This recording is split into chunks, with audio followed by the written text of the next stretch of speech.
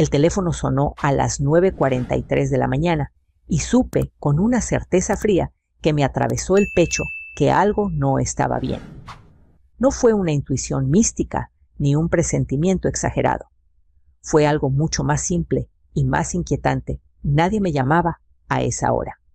Cuando escuché la voz del hombre del otro lado, educada pero tensa, diciendo: «Señora, le hablamos del banco», sentí como el aire se me quedaba atrapado en la garganta.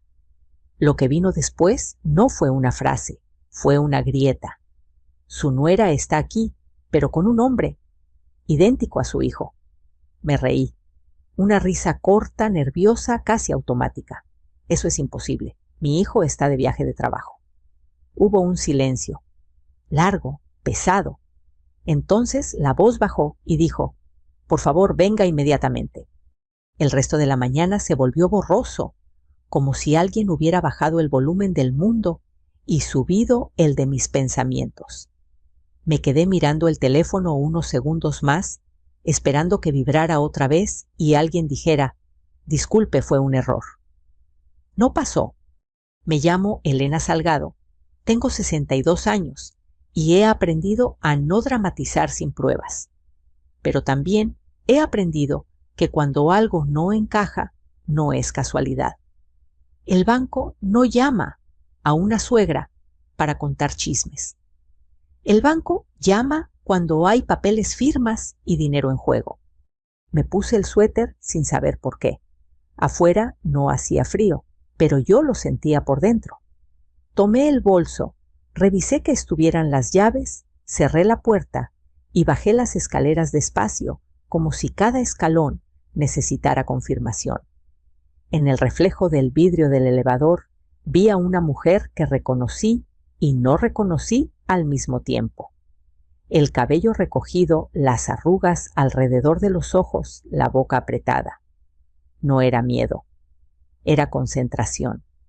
En el trayecto al banco intenté ordenar lo que acababa de escuchar. Su nuera está aquí. Eso por sí solo no era extraño. Verónica, mi nuera, siempre había sido eficiente, resolutiva, de esas mujeres jóvenes que dicen «yo me encargo» y uno agradecido se hace a un lado. Lo inquietante era lo otro. Con un hombre idéntico a su hijo. Mi hijo Javier llevaba 3 días de viaje de trabajo. Monterrey, según él.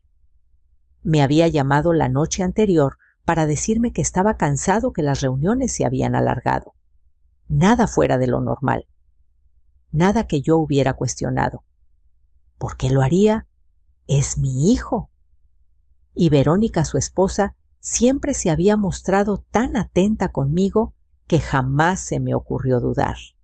El banco estaba igual que siempre, aire acondicionado un poco más fuerte de lo necesario, filas ordenadas, pantallas con números avanzando. Y sin embargo, cuando crucé la puerta, algo cambió. El guardia me miró 2 veces antes de pedirme identificación. No con desconfianza, con curiosidad, como si ya supiera quién era yo antes de que dijera mi nombre. «Vengo por una llamada», dije. «Elena Salgado». No tuve que repetirlo. Una joven del mostrador levantó la vista de inmediato y asintió como si estuviera esperando exactamente esa frase. Me pidió que la siguiera. Caminamos por un pasillo estrecho hasta una oficina pequeña con paredes de vidrio esmerilado.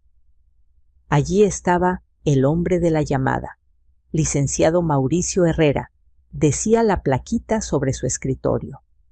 Tenía el rostro pálido, los dedos entrelazados con una rigidez que no se aprende en los manuales de atención al cliente. «Gracias por venir tan rápido, señora Salgado», dijo. «Por favor, tome asiento». Me senté. El corazón me latía con fuerza, pero mi voz salió firme cuando pregunté: «¿Dónde está mi nuera?» El licenciado intercambió una mirada con una mujer más joven que estaba de pie junto a la ventana. Luego se levantó y se acercó al vidrio. Antes de responder, dijo en voz baja: «Necesito que vea algo». Corrió apenas la persiana. No lo suficiente para que desde afuera nos vieran, pero sí para que yo pudiera mirar hacia la sala principal. Y ahí estaban. Verónica estaba sentada frente a un gerente. La reconocí de inmediato, el cabello perfectamente peinado, la espalda recta, esa forma suya de sostener el bolso con ambas manos sobre el regazo. A su lado de pie había un hombre. No fue el parecido lo que me dejó sin aire, fue la precisión, la estatura, la manera de inclinar la cabeza cuando escuchaba, el gesto automático de tocarse el mentón con los dedos mientras esperaba una respuesta. Ese gesto era de Javier desde niño. Mi cuerpo reaccionó antes que mi mente. Las piernas se me aflojaron y tuve que apoyarme en el borde de la silla. No puede ser, murmuré. Eso mismo pensamos, respondió el licenciado. Pero hay detalles que no coinciden. Quise preguntar cuáles, pero no pude apartar la vista de esa escena. Verónica sonreía con naturalidad. El hombre a su lado asentía seguro, cómodo. Demasiado cómodo. Como alguien que ha ensayado ese papel más de una vez. Están intentando realizar un trámite importante, continuó el licenciado. Cambios en cuentas, autorizaciones. La señora se presenta como usted y el caballero como su hijo. Mi hijo está de viaje. Repetí más para convencerme que para informar. Eso nos dijo ella también, añadió la mujer junto a la ventana. Que usted no podía venir y que ellos tenían autorización. Autorización. La palabra cayó con un peso distinto. Pensé en las veces que había firmado sin leer confiando. Pensé en cuántas veces Verónica me había dicho, no se preocupe, suegrita, yo lo reviso. Pensé en lo fácil que había sido hacerme a un lado. ¿Qué quieren que haga?, pregunté al fin. El licenciado me miró con cautela. Por ahora nada, solo observe. Y entonces lo entendí. Esto no había empezado hoy. Nadie se sienta en un banco a fingir una identidad sin preparación. Nadie imita gestos, voces y respuestas por accidente. Alguien había estudiado a mi hijo. Alguien había aprendido su forma de estar en el mundo. Sentí una mezcla extraña de miedo y lucidez. Una voz interna firme que no reconocí de inmediato me dijo, no te apresures. Si entraba ahí gritando, negaría todo. Si me quedaba en silencio, se equivocarían. Quiero irme, dije. El licenciado asintió sin sorpresa. Es lo más prudente por ahora. Salí del banco por una puerta lateral. Nadie me vio. En la calle, el ruido de los coches y las conversaciones ajenas me golpearon con una normalidad ofensiva. Todo seguía igual para los demás mientras mi mundo acababa de inclinarse. Caminé 2 cuadras sin sentir los pies. Me senté en una banca y respiré hondo. Pensé en Javier, pensé en Verónica, pensé en mi apellido escrito en tantos documentos. Alguien estaba usando mi familia como disfraz. Y supe con una claridad que me heló la sangre que no iba a enfrentar esto como una madre desesperada. Iba a enfrentarlo como lo que soy, la única persona que conoce la verdad completa de su propia vida. No volví a mirar atrás cuando crucé la puerta lateral del banco. Temí que si lo hacía, mi cuerpo me traicionara y me empujara a entrar de nuevo a enfrentar a Verónica ahí mismo, a exigir explicaciones con la voz quebrada. No era el momento. Lo sabía, con una claridad que no admitía discusión. El momento correcto no siempre es el más ruidoso. El sol de media mañana me golpeó en la cara como una bofetada. El tráfico seguía su curso. La gente hablaba por teléfono, alguien reía en una terraza cercana. Todo parecía indecentemente normal. Caminé sin rumbo durante 2 cuadras, sintiendo que mis pies no me pertenecían. Me senté en una banca de metal fría, incluso bajo el sol, y dejé que el aire me llenara los pulmones. No lloré. No todavía. Repetí la escena una y otra vez, como si al hacerlo pudiera encontrar un error, un detalle que invalidara lo que había visto. Verónica, mi nuera, sentada con seguridad. Y ese hombre que no era mi hijo, y sin embargo se movía como él. La forma de cruzar los brazos, la ligera inclinación de la cabeza, al escuchar incluso la pausa antes de hablar, esa pausa que Javier tenía desde adolescente, como si ordenara las palabras antes de soltarlas. No era un parecido superficial, era una imitación trabajada. Saqué el teléfono del bolso. Tenía un mensaje de Javier de hacía 30 minutos. Mamá, hoy voy a estar todo el día en juntas. Te llamo en la noche. Lo leí 2 veces, no porque dudara de las palabras, sino porque ahora sonaban huecas como una grabación antigua. ¿Estaba realmente en Monterrey? ¿O alguien había aprendido a escribir como él también? Guardé el teléfono sin responder. Por primera vez en mi vida no corrí a tranquilizar a mi hijo. Necesitaba entender antes de hablar. Volví a casa caminando despacio. Cada paso era un esfuerzo consciente por no acelerar, por no dejar que la ansiedad me empujara a decisiones torpes. Al entrar, el silencio me envolvió de inmediato. Dejé el bolso sobre la mesa y me quedé de pie en medio de la sala, mirando los muebles que había elegido años atrás, las fotografías familiares enmarcadas con cuidado. En una de ellas, Javier y Verónica el día de su boda. Ella sonriendo, él con esa expresión suya entre nerviosa y orgullosa. ¿En qué momento dejé de mirar con atención? Me senté y respiré hondo. La voz del licenciado resonaba en mi cabeza. Hay detalles que no coinciden. Detalles. Esa palabra era clave. Las mentiras grandes se sostienen con detalles pequeños mal aprendidos. Y yo conocía los detalles de mi hijo mejor que nadie. Abrí el cajón donde guardaba documentos, no porque sospechara algo concreto, sino porque necesitaba tocar papel, anclarme a algo sólido. Actas, recibos, estados de cuenta. Todo parecía estar en orden, demasiado en orden. Entonces noté una ausencia. Mi credencial del INE no estaba en la carpeta donde siempre la guardaba, tampoco el pasaporte. Sentí un frío recorrerme la espalda. No entré en pánico, al menos no como lo habría hecho antes. Cerré el cajón con cuidado y fui al dormitorio. Revisé el closet, los estantes altos, la caja donde guardo papeles viejos. Encontré copias. Buenas copias. Demasiado buenas. Escaneadas recientes. Me senté en la cama con una de ellas en las manos. Mi nombre, mi foto, mi firma, todo estaba ahí. Todo excepto algo esencial: la historia. Nadie puede copiar décadas de memoria. Nadie puede aprender de memoria una vida entera sin equivocarse. Recordé entonces pequeñas escenas que había ignorado. Verónica pidiéndome mi fecha exacta de nacimiento para un trámite. Verónica preguntando por el segundo apellido de mi madre por curiosidad. Verónica ofreciéndose a guardar mis documentos para que no se pierdan. En su momento me pareció cuidado. Ahora entendía que también era acceso.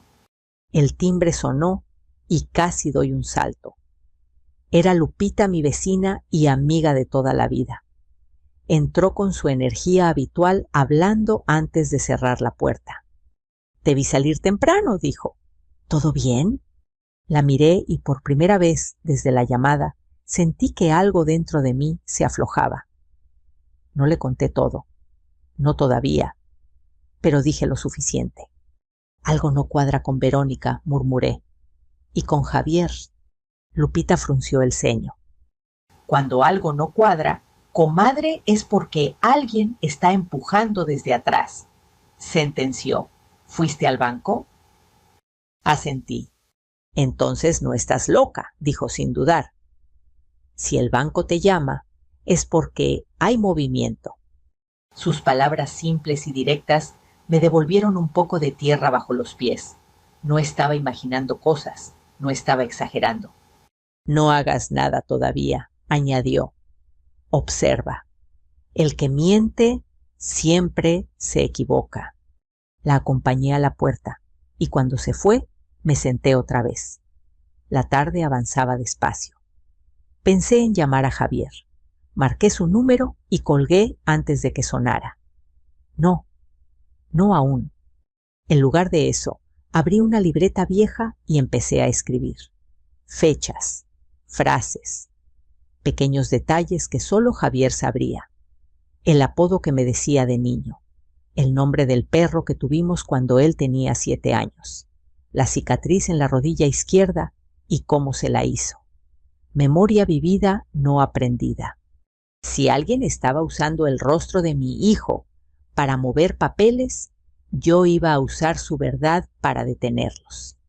Cuando anocheció, el teléfono vibró. Era Verónica.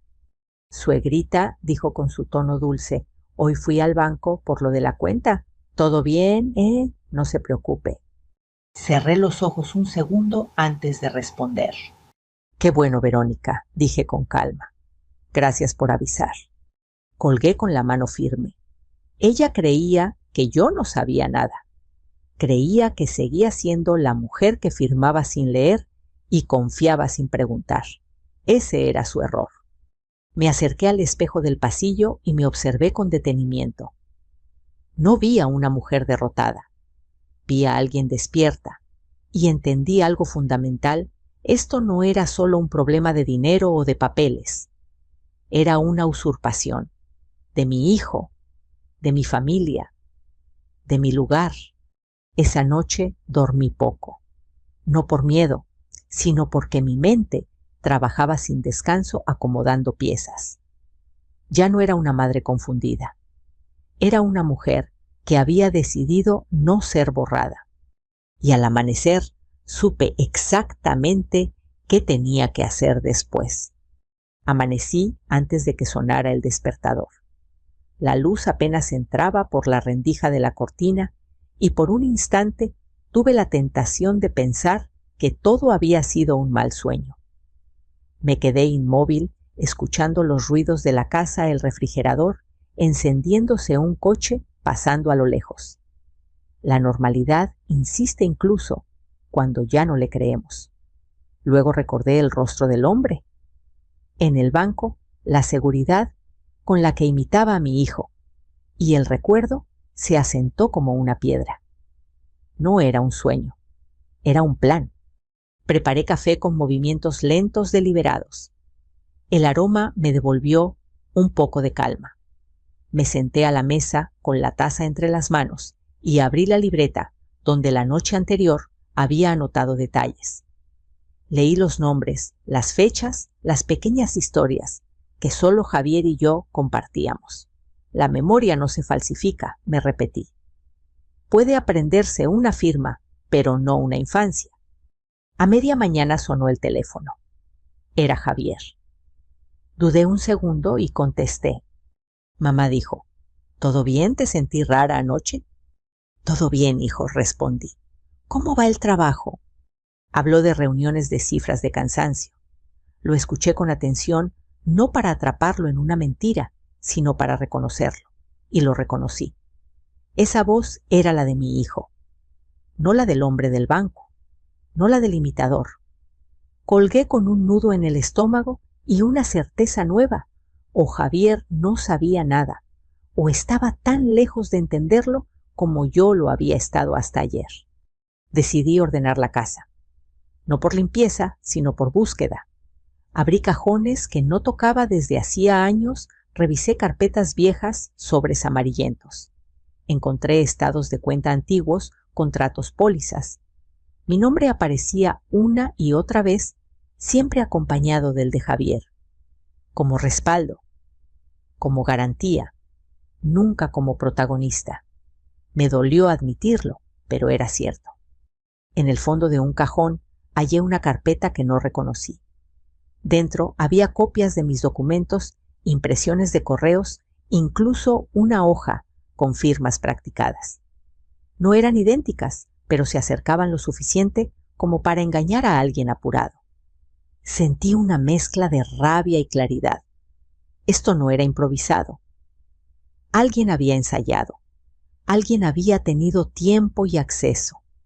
Pensé en Verónica, en cómo se ofrecía a ayudar, en su sonrisa paciente cuando yo dudaba, en las veces que me dijo, déjelo en mis manos.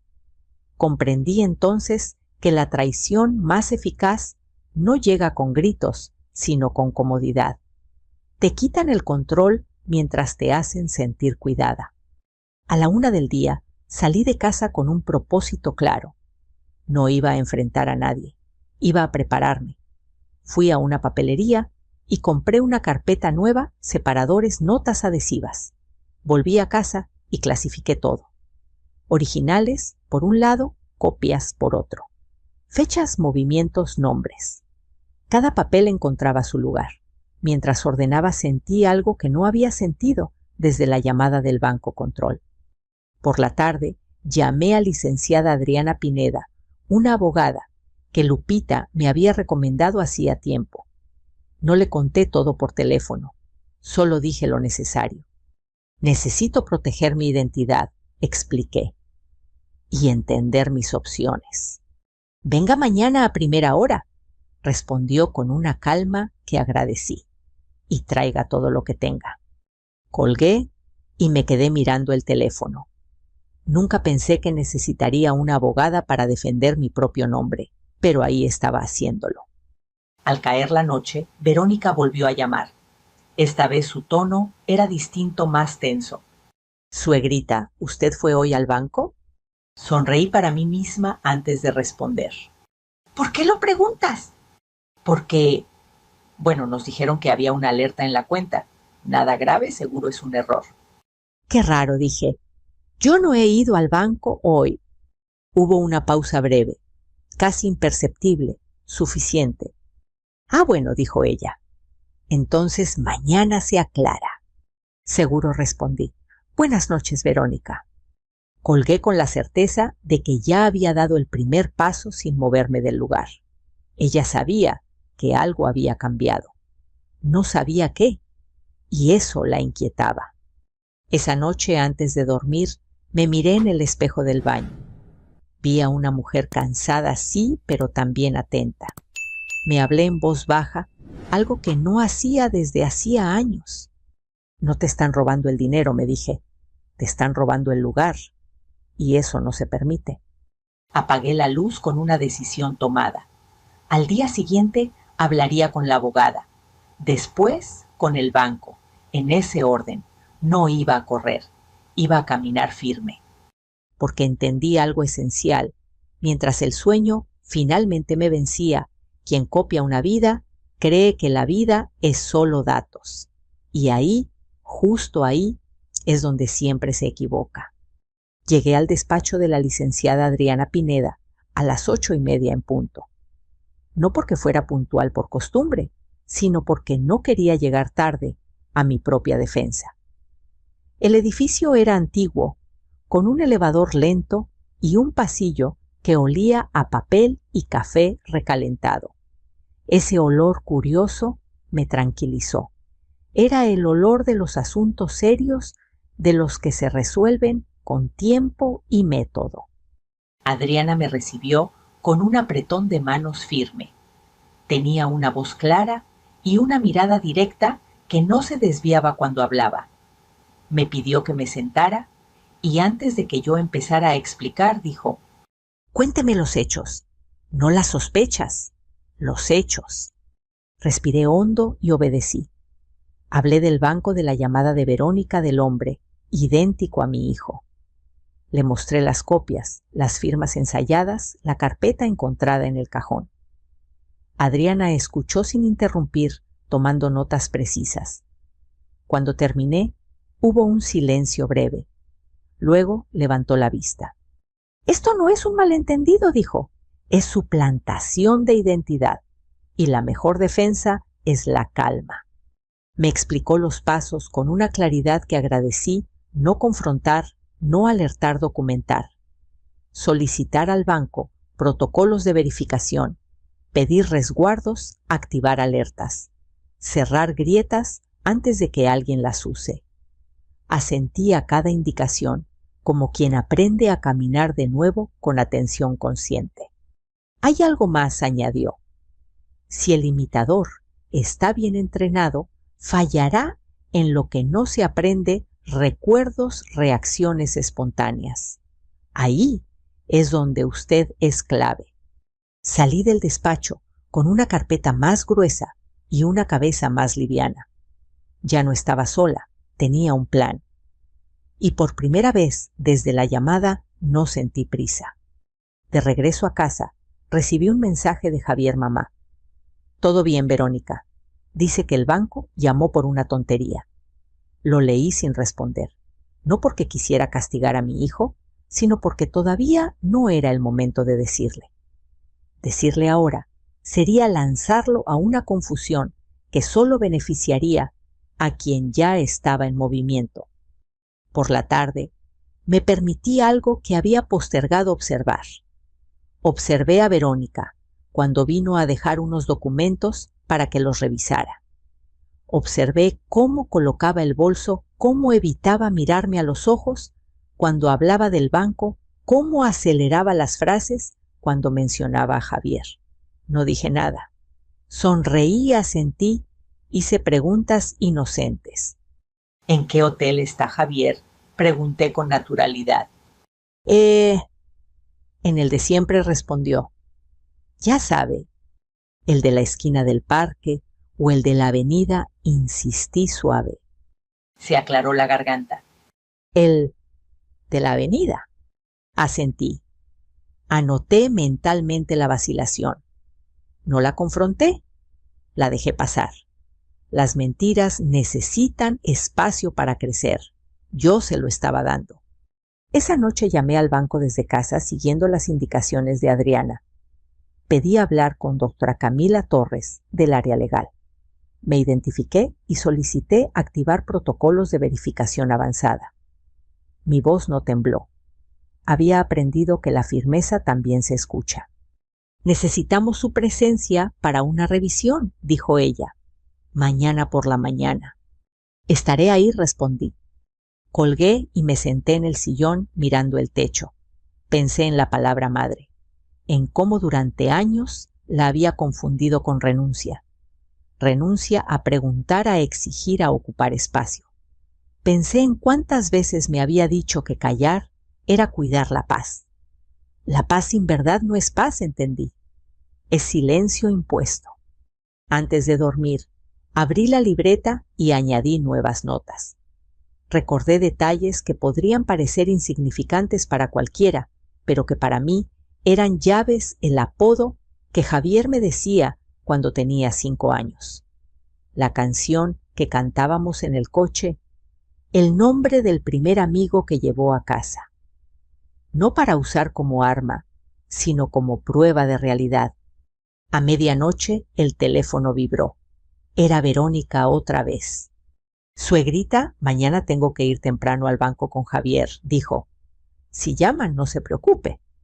La frase era una invitación a la tranquilidad. Sonreí. Gracias por avisar, respondí. Descansa. Colgué y apagué la luz. No dormí de inmediato. Escuché mi respiración, sentí el peso de mi cuerpo en el colchón. No estaba ansiosa, estaba atenta. Hay una diferencia profunda entre ambas cosas.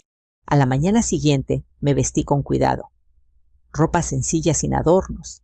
No necesitaba impresionar a nadie, necesitaba ser exacta. En el banco, doctora Camila me recibió con profesionalismo. Revisamos fechas, firmas, movimientos.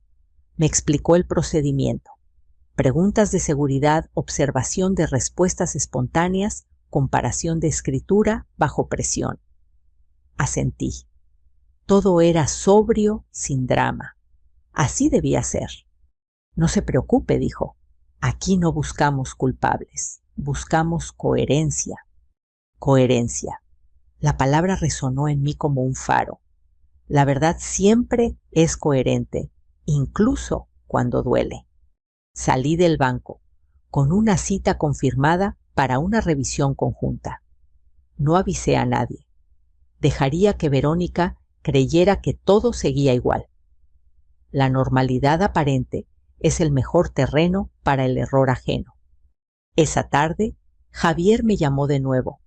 Contesté. Mamá, ¿estás bien?, preguntó. Te siento distante. Estoy pensando, respondí. Y eso a veces se nota. Rió aliviado. Siempre fuiste así. Colgué con un nudo dulce en la garganta. Mi hijo no era el enemigo. El enemigo era la mentira que caminaba con su rostro. Antes de acostarme, me miré otra vez en el espejo. Vi a la mujer que había aprendido a esperar su turno sin desaparecer. La paciencia no es debilidad, me dije. Es estrategia. Y con esa certeza, supe que el siguiente encuentro no sería improvisado. Sería el principio del final. Llegué al banco 10 minutos antes de la hora acordada. No porque quisiera adelantarme, sino porque no quería correr. Aprendí en estos días extraños que la prisa es aliada de quien miente. Yo ya no estaba de su lado. Me senté en la sala de espera con la espalda recta y las manos quietas sobre el bolso. No revisé el teléfono. No miré alrededor. Esperé. La doctora Camila Torres apareció puntual. Me saludó con un gesto profesional y me condujo a una sala de reuniones amplia, con una mesa larga y ventanas altas. Había 2 personas más, el licenciado, que me había llamado el primer día, y un gerente que no conocía. Nadie sonreía, no por frialdad, sino por respeto a lo que estaba en juego. Gracias por venir, señora Salgado, dijo el gerente. Vamos a hacer una verificación de rutina. Rutina. La palabra era una formalidad. Todos sabíamos que aquello no tenía nada de rutinario. Me senté, respiré hondo, pensé en Adriana, en sus indicaciones claras. Observe, escuche, no se adelante. Asentí para indicar que estaba lista. Ayer comenzó la doctora Camila, se intentó realizar un ajuste menor en una cuenta asociada a su nombre. Durante el proceso surgieron inconsistencias. Hoy necesitamos confirmar algunos datos. Entiendo, respondí. Estoy aquí para eso.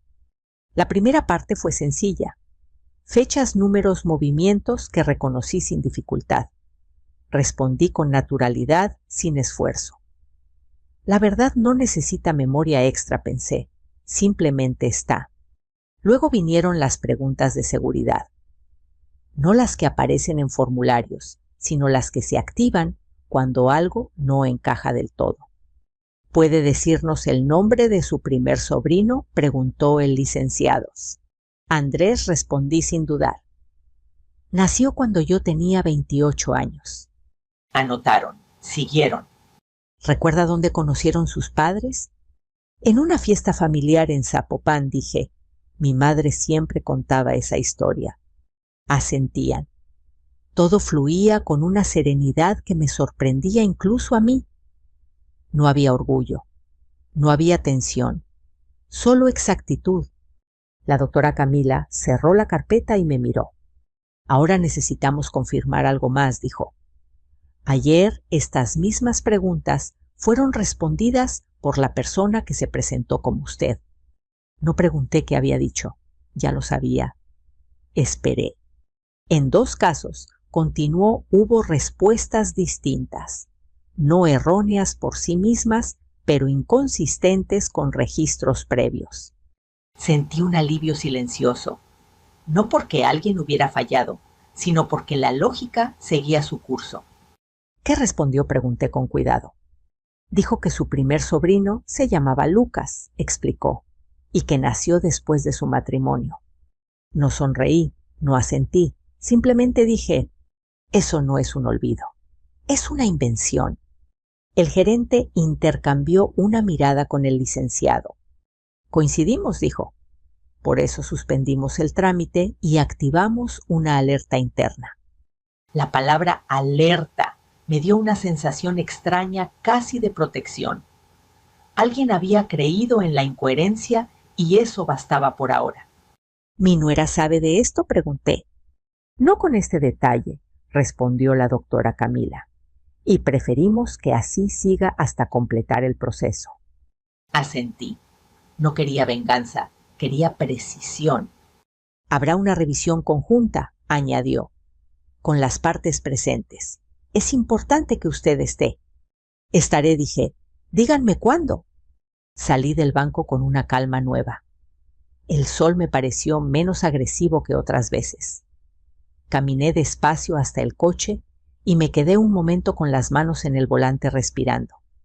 La copia había fallado. No porque fuera torpe, sino porque nadie puede cargar con recuerdos ajenos sin tropezar. El teléfono vibró. Un mensaje de Verónica. Suegrita, el banco está poniendo trabas. Javier está molesto. ¿Usted habló con alguien? Leí el mensaje 2 veces. No respondí de inmediato. Dejé pasar 5 minutos, 10. Luego escribí. No he hablado con nadie, seguro es un trámite. Enviar. Bloquear el teléfono. No por miedo, sino por estrategia. Cada palabra mía, desde ahora, debía ser medida. Al llegar a casa, encontré un sobre bajo la puerta. No tenía remitente. Dentro había una copia de un documento bancario con anotaciones a mano. Reconocí la letra de Verónica. Indicaciones, fechas, montos.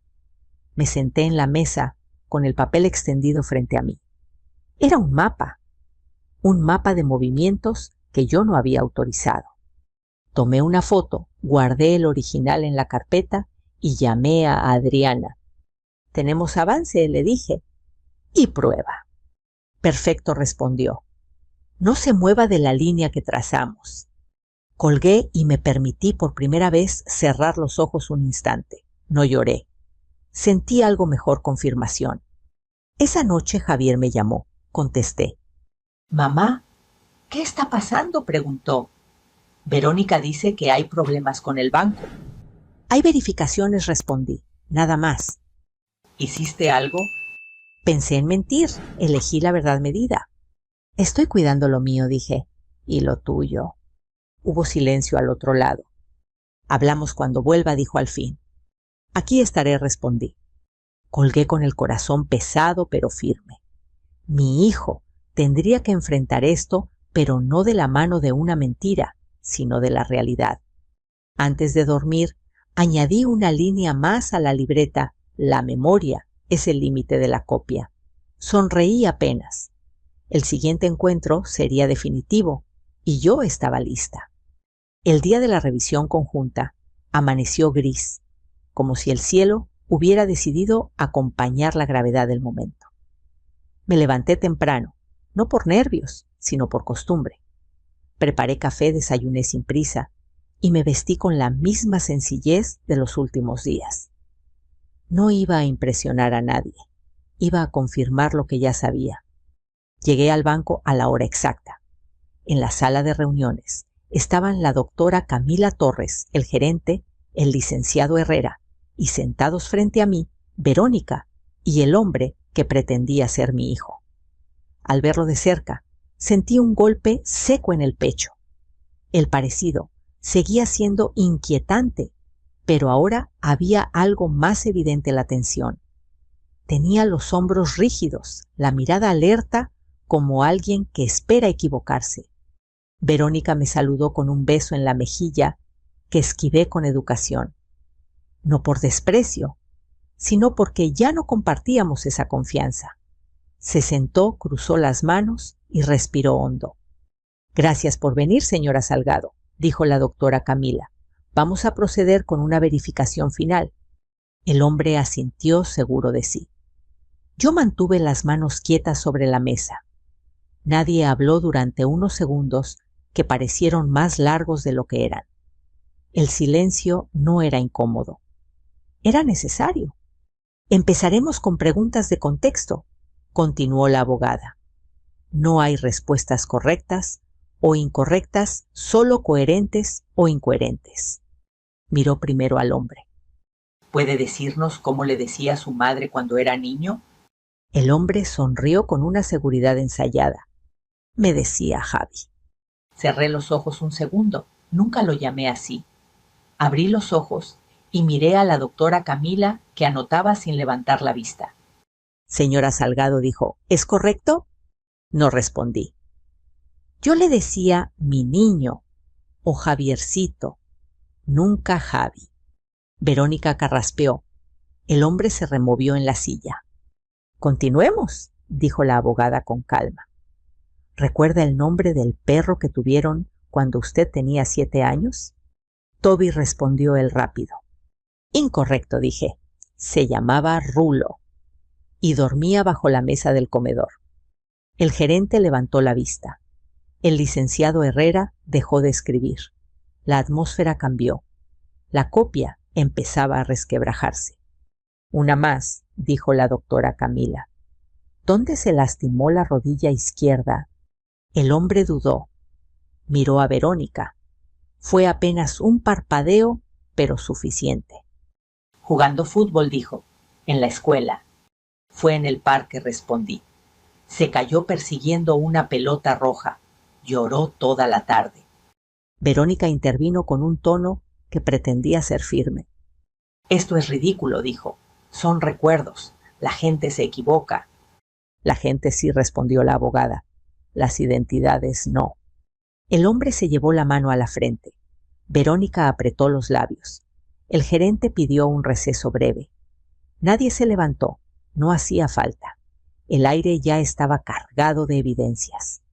Necesitamos aclarar el propósito del trámite, dijo el gerente. Señora Ríos, ¿qué buscaban autorizar? Verónica respiró hondo. Solo queríamos facilitar las cosas, dijo. La señora Salgado se confunde. Javier está fuera. Yo me encargo.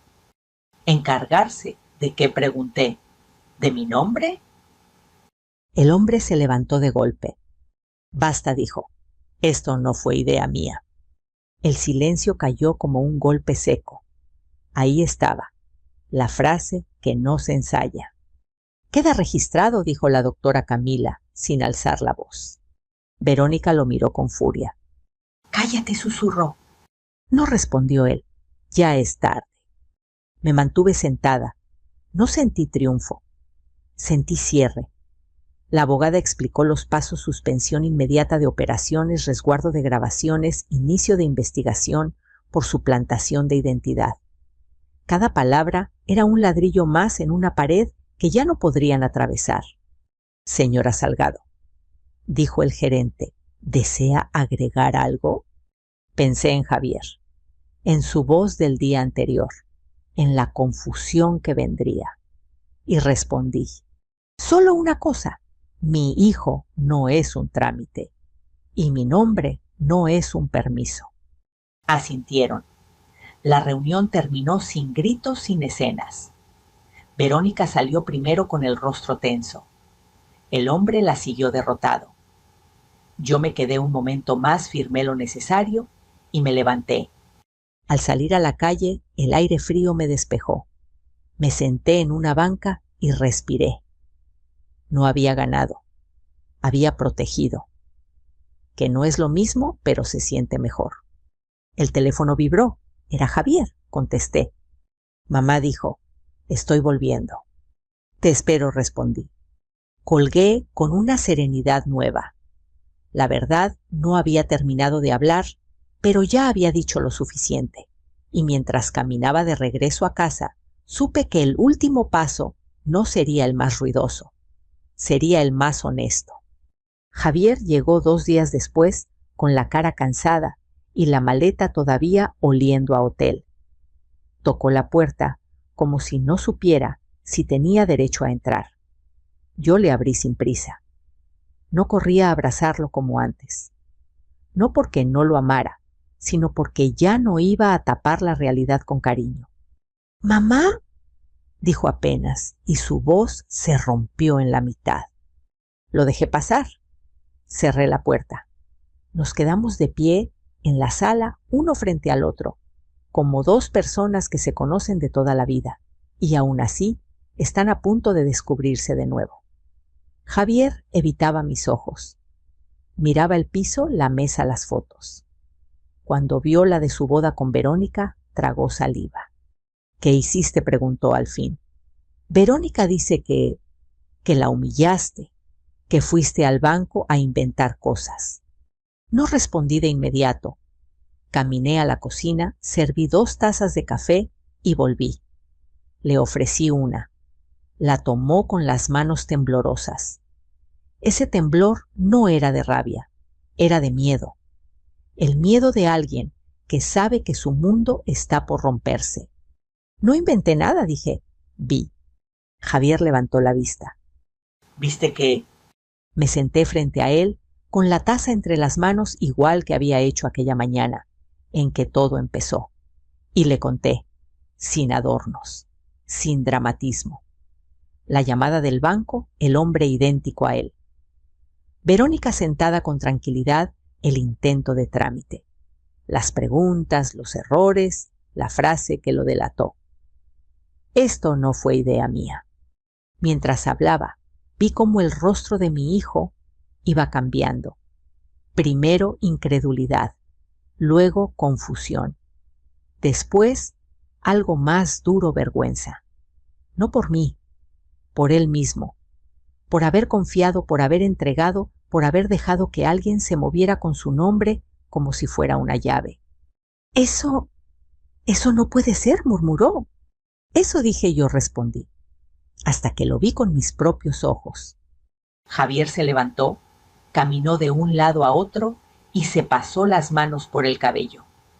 Era el mismo gesto que hacía cuando tenía 15 años y no sabía cómo admitir que había cometido un error.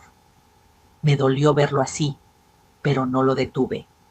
Él necesitaba sentir el golpe completo para despertar. Y Verónica preguntó, ¿dónde está? No lo sé, dije, y no es mi tarea buscarla. Esa frase lo frenó. Me miró como si yo hubiera dicho algo nuevo, algo que nunca me permití decir antes. Y era verdad, durante años. Mi papel había sido resolver, calmar, acomodar. Hoy no. Mamá, susurró. Yo no sabía. Lo observé. Quise creerle. Y en el fondo le creí. Pero también entendí algo que dolía distinto no saber, también puede ser una forma de abandono. No por maldad, sino por comodidad. Yo tampoco sabía muchas cosas, le dije. Porque no pregunté, porque firmé sin leer, porque pensé que confiar era amar. Y mira. Se quedó en silencio. En ese silencio, ambos vimos la misma verdad. Nuestra familia había sido vulnerable no solo por el engaño, sino por los huecos que dejamos sin revisar. Esa tarde fuimos juntos al banco, no para pelear, sino para cerrar puertas. La doctora Camila nos recibió con profesionalismo. Le explicó a Javier los pasos, cuentas congeladas, temporalmente investigación, por suplantación, resguardo de grabaciones. Javier escuchó con el rostro pálido. Hay algo que debe entender, dijo ella. Su nombre fue utilizado. Eso lo convierte también en víctima, pero necesita colaborar. Mi hijo asintió casi sin voz. Al salir, caminamos en silencio. En el coche, Javier rompió a llorar. Lloró como un hombre adulto que no sabe en qué momento dejó de proteger lo importante. Puso la frente contra el volante y dijo con un hilo de voz.